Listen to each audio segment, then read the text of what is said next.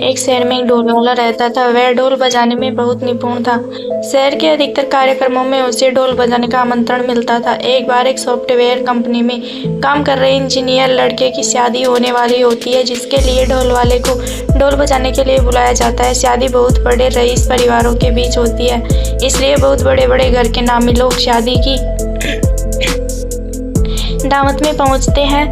सभी ढोल नगाड़ों की धुन का लुत्फ उठा रहे होते हैं। ढोल वाला अपनी जबरदस्त संगीत शैली से शादी का माहौल बना देता है, जिससे इंजीनियर बहुत खुश होता है। शादी का कार्यक्रम धूमधाम से संपन्न हो जाता है। इंजीनियर ढोल वाले को अपनी कंपनी में होने वाले कार्यक्रम के लिए आमंत्रित करता है और साथ ही उसे कुछ एडवांस रुपया भी देता है। ढोल वाला इतना बड़ा ऑर्डर पाकर खुश हो जाता है। अगले दिन ढोल वाले को नदी के किनारे गणेश विसर्जन के लिए बुलाया जाता है। नदी के घाट में लोगों की भीड़ इकट्ठा होती है। गणेश जी की बहुत सी मूर्तियां विसर्जित होने आई होती है। इसी बीच ढोल वाला ढोल को पीटते हुए गणेश जी का विसर्जन करवाने लगता है, लेकिन गलती से उसका पेट फिसल जाता है और वह नदी में गिर जाता है। पानी में गिरते हुए उसके गले से ढोल निकलकर नदी की धारा में बहने लगता है, लेकिन ढोल वाले को भीड़ में खड़े कुछ लोग पकड़कर खींच लेते हैं, जिससे वह नदी में बहने से बच जाता है। ढोल वाला अपने ढोल को खोकर दुखी होता है, इसलिए वह नदी के किनारे किनारे पानी के बहाव की दिशा में आगे तक पैदल ही ढोल खोजने लगता है।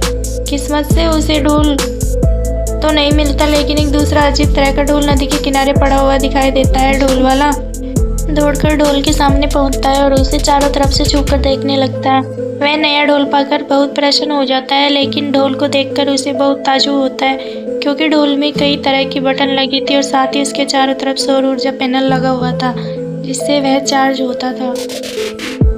ढोल को देखकर ढोल से साधारण समझकर उठा लेता है और अपने हाथ से ले जाने लगता है। ढोल वाला ढोल को अपने घर ले जाकर सभी को दिखाता है। उसके परिवार के सभी सदस्य ढोल देखकर बहुत खुश होते हैं और तभी अचानक ढोल में ग्रीन लाइट जलती है और जैसे ही ढोल वाला उसे टच करता है तो वह लाइट रेड हो जाती है। ढोल वाला थोड़ा घबराने लगता है, लेकिन उसे लगता है कि यह कोई लाइट से बजने वाला ढोल होगा। अब वह धीरे धीरे ढोल बजाकर अपनी धुन का रियाज करने लगता है। अचानक ढोल में कई रंगों की लाइट जलने लगती है। ढोल वाला डर की वजह से ढोल बजाना रोक देता है और दूर खड़ा हो जाता है। उसके परिवार के सभी सदस्य ढोल को देखकर डरने लगते हैं। सभी ढोल को एक कमरे में बंद करके रख देते हैं। अगले दिन सॉफ्टवेयर कंपनी में ढोल वाले का कार्यक्रम होने वाला था, जिसकी चिंता की वजह से ढोल वाले को रात भर नींद नहीं आती। अगले दिन कार्यक्रम में जाने के लिए ढोल वाला वही ढोल लेता है जो उसे नदी के किनारे मिला था और सॉफ्टवेयर कंपनी पहुंच जाता है। वहां उसे इंजीनियर मिलता है। वह उसे मंच पर जाकर ढोल बजाने को कहता है। ढोल वाला मंच पर चढ़कर धीरे धीरे ढोल बजाना शुरू करता है। जैसे जैसे ढोल बजता है वह खड़े लोगों के मोबाइल का नेटवर्क गायब होने लगता है। सभी अपना मोबाइल निकाल कर देखने लगे। सभी की नज़र मंच पर खड़े ढोल वाले पर पड़ती है। उसके ढोल में रंग बिरंगी लाइटें जलने लगती है। लोगों ने ऐसा ढोल पहली बार देखा था, इसलिए सभी उसे बहुत ताज्जुब से देख रहे होते हैं।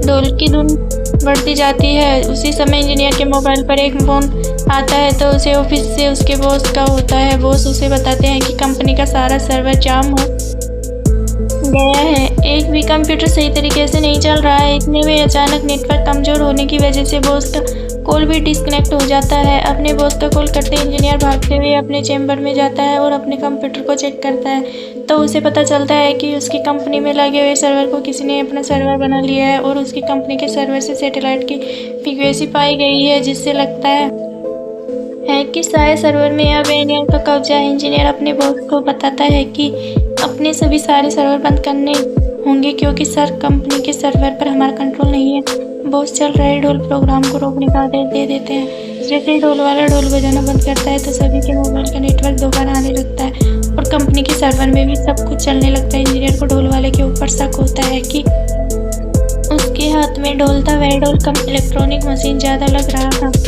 इंजीनियर अपने बॉस से ढोल की चर्चा करता है। तभी उसके बॉस ढोल वाले को अपने चैम्बर बुलाते हैं और जैसे उसके ढोल को देखते हैं वह दंग रह जाते हैं, क्योंकि उन्होंने इंजीनियरिंग का सबसे नायाब नमूना आज तक नहीं देखा था। ढोल के अंदर की मशीन बहुत ही जटिल थी, जिसे समझने में उन्हें कई घंटे लग जाते हैं। ढोल के प्रशिक्षण के बाद उन्हें पता चलता है कि यह कोई ढोल नहीं बल्कि एलियन का संपर्क साधने का यंत्र है, जिसे डिजिटल फ्रीक्वेंसी की मदद से चलाया जाता है। ताज्जुब की बात तो यह थी कि ढोल वाले की धुन में एलियन के संपर्क साधने की तरंगें निकलती थी, लेकिन जब कोई और उस धुन को बजाता था तो एलियंस के संपर्क में नेटवर्क प्रॉब्लम आने लगती थी। दरअसल ढोल की तरह दिखने वाला यंत्र ढोल वाले के ब्लूटूथ की तरह कनेक्ट हो चुका था और अब ढोल वाला ही एलियंस को पृथ्वी में तबाही मचाने से रोक सकता था। उसे अनजाने में अपनी धुन के एलियंस को जंग लड़ने की चेतावनी दे दी थी, लेकिन अब मैं नहीं जानता था कि एलियंस को रोकने के लिए कौन सी धुन बजानी होगी। सॉफ्टवेयर कंपनी को इतना बड़ा रहस्य पता चल चुका था जिससे पूरी दुनिया को खतरा हो सकता था, इसलिए वे वैज्ञानिकों से संपर्क करते हैं और उन्हें मशीन के बारे में पूरी जानकारी देते हैं। वैज्ञानिक अपने शोध में पता लगाते हैं कि 1 हफ्ते के अंदर ही एलियंस इसी जगह पर हमला करेंगे जहां उनका यंत्र है, इसलिए उन्हें यह मशीन यहाँ से दूर ले जानी होगी ताकि एलियंस के हमले से ज़्यादा हानि न हो। और वे योजना अनुसार उस मशीन को लेकर एक बहुत बड़े पहाड़ के शिखर में आ जाते हैं और वहीं ढोल बजाने वाले को कई तरह की धुन बजाने को कहते हैं। उन्हें यकीन था कि गलती से ही सही शायद ढोल वाला कोई ऐसी धुन बजाए जिससे एलियंस पृथ्वी में हमला करने का इरादा बदल दे। हमें ढोल वाला अपने दोनों में ढोल पीटने लगता है। ढोल की ध्वनि के बीच आसमान से एक जोरदार आवाज़ जाती है जिसे सुनते ही सब आसमान की ओर देखने लगते हैं। तभी एक बहुत बड़ा स्पेसक्राफ्ट तेज रोशनी के साथ दिखाई देता है। स्पेसक्राफ्ट इनकी तरह तेजी से आ रहा होता है। स्पेसक्राफ्ट को देखकर वैज्ञानिकों के पसीने छूट जाते हैं और इन्हें अपनी मृत्यु करीब दिखाई देने लगती है, लेकिन जैसे स्पेसक्राफ्ट पहाड़ के ऊपर लैंड करता है उसके अंदर से एलियंस की फौज निकलती है। सभी के हाथ में एक से एक हथियार होते हैं जिन्हें देखकर वैज्ञानिक डर जाते हैं। तभी उसमें से एक एलियन ढोल वाले के पास जाकर उसकी तरफ हाथ बढ़ाता है। ढोल वाला डरते हुए उसका हाथ पकड़ लेता है। एलियन अपनी जेब से एक ब्रेसलेट निकालता है और ढोल वाले के हाथ में पहना देता है। ब्रेसलेट में एलियन से बात करने का सिस्टम लगा था। एलियन ढोल वाले की धुन से खुश होकर उसे अपना फैमिली मेंबर बना लेते हैं और अपना ढोल की तरह दिखाई देने वाला यंत्र अपने हाथ लेकर वापस चले जाते हैं। वैज्ञानिक ढोल वाले के हाथ में ब्रेसलेट देखकर में हो जाते हैं, लेकिन ढोल वाला सारी कमांड समझ चुका था। वे उन्हें समझाते हैं कि आप लोग चिंता मत करो, एलियंस हमें कुछ नहीं करेंगे। इस ब्रेसलेट के जरिए मैं उनकी बातें समझ सकता हूँ। दरअसल एलियन के मानसिक तरंगों के जरिए ब्रेसलेट को चलाने का तरीका ढोल वाले को सिखा दिया था। ढोल वाला अब एक महत्वपूर्ण इंसान था। वैज्ञानिक ढोल वाले को सम्मान के साथ उसके घर भेजते हैं और उसे एलियन से जुड़ी हुई रिसर्च टीम में शामिल होने का अवसर देते हैं। ढोल वाले की किस्मत बदल चुकी थी। आई स्पेस रिसर्च सेंटर का एक ऐसा वैज्ञानिक बन चुका था जो एलियन से सीधे उन्हीं की भाषा में बात कर सकता था। इसी के साथ ये अनोखी कहानी खत्म हो जाती है।